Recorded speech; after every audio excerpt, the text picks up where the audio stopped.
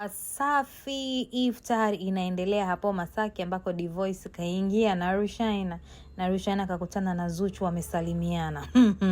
Lakini pia Haji Manara yeye amefika na mke wake Zailisa, kama unavyoona hivyo ndivyo ambavyo ametokea kwenye Wasafi Iftar. Najiuliza tu zile chati za Rushaina alizokuwa akiongelea kuhusu Haji, leo hapo atasalimiana jamani ama ndio atapitana? Then mwenye event yake Diamond Platnumz akawasili, then akawa ameongozana na viongozi mbalimbali wa dini hapa Tanzania, lakini vile vile na viongozi wa serikalini, wote pia wamefika hapo kwenye iftar ya Diamond Platnumz ambayo ni Wasafi Iftar.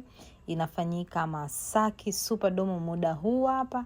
So kama uko karibu na umealikwa, basi usiache kwenda, lakini kama haujaalikwa, endelea kukaa kwenye ukurasa wangu uweze kufahamu mambo mengi yanayoendelea Superdome Masaki.